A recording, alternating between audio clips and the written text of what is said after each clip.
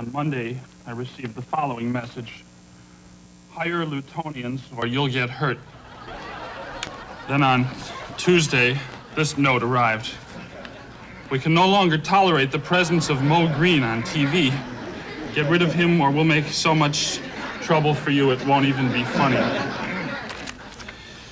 On Thursday, a telegram arrived, collect, which I refused to pay for.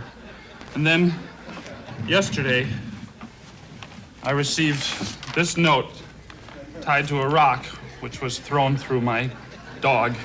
And it reads, "We warned you, Mo. Now you're in trouble. You've been in ignoring Lutonians long enough. You're really in for it now." Well, I'm not gonna get off television.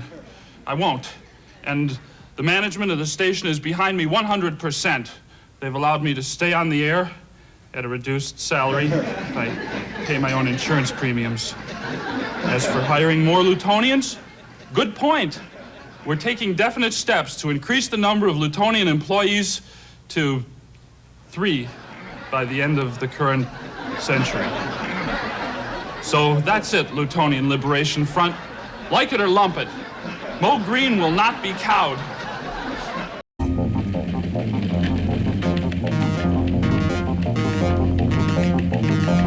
Good evening, I'm Floyd Robertson. And I'm Earl Cannonbear.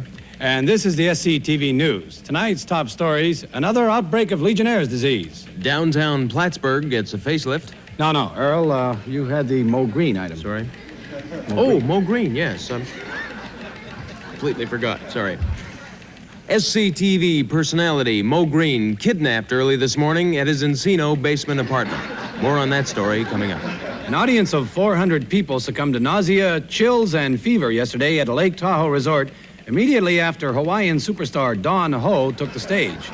Resort manager Andy Alexander claimed the dreaded Legionnaire's disease must have been brought into the famed Andy's Hideaway by one or more of the patrons. However, most of the hospitalized customers denied it was Legionnaire's disease, blaming the food for the chills and fever and Dawn Ho for the nausea. Well, sandblasting and garbage shoveling were the order of the day in downtown Plattsburgh today, as that city underwent a much-needed cleanup program. Piles of maggot-ridden food were swept curbside on most streets, and Mayor Lester Henry led residents in a giant hose-down. Plattsburgh City Council maintains this is only the first step.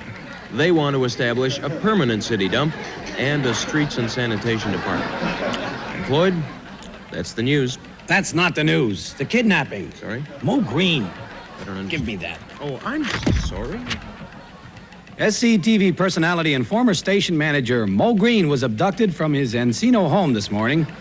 It was revealed only a few moments ago that a group called Leftists for Lutonia was responsible for the kidnapping, calling Green a bigot and blaming Green's program hiring policy as their cause célèbre.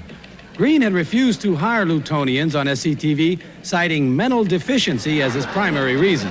The kidnappers are demanding $2,000 ransom for Green's release. Now, Earl, you have an editorial, unless you forgot that too. Sorry, Floyd, I keep forgetting that item. It just slips my mind. I'm sorry. Okay. Kidnapping.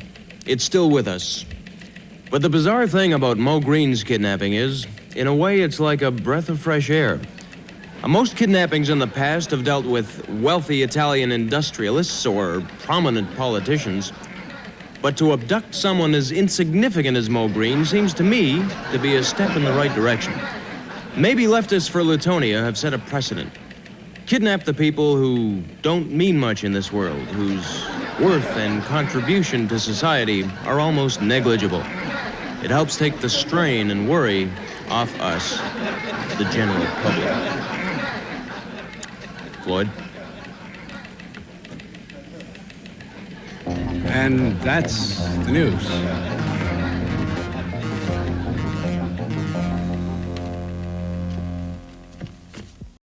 Here is an SCTV News Bulletin.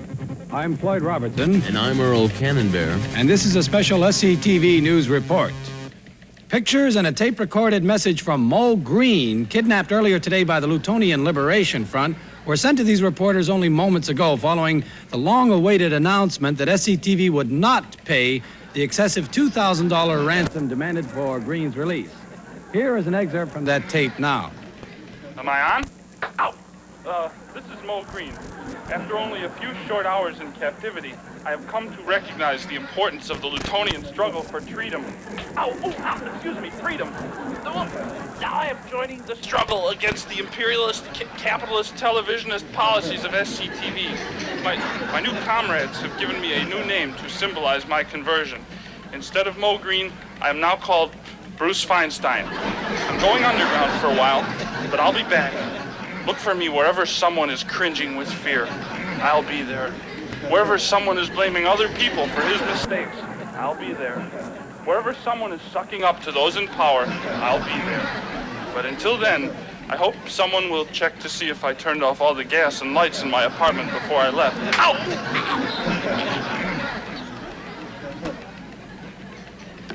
Well, Earl, what do you make of it?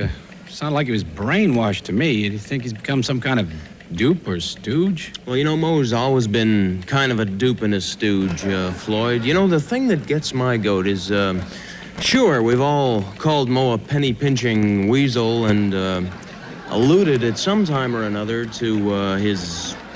Sliminess? Sliminess, exactly. But, you know, if the truth were known, I'm going to miss that jellyfish. Well, then you think the station should have paid the $2,000 ransom? No. Let's not get carried away, Floyd. I think the station's decision not to pay the ransom was the right decision. I'm just reflecting, I guess. You know, I never really got to know Mo Green. If I remember, Floyd, you really didn't want to. No, I didn't. No. I still don't. Just reflecting, too, I guess. Yeah. Well, for SCTV News, good night.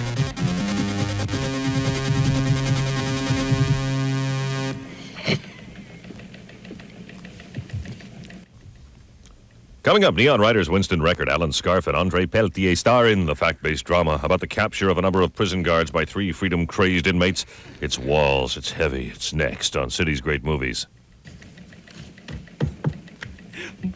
Bruce what? Feinstein?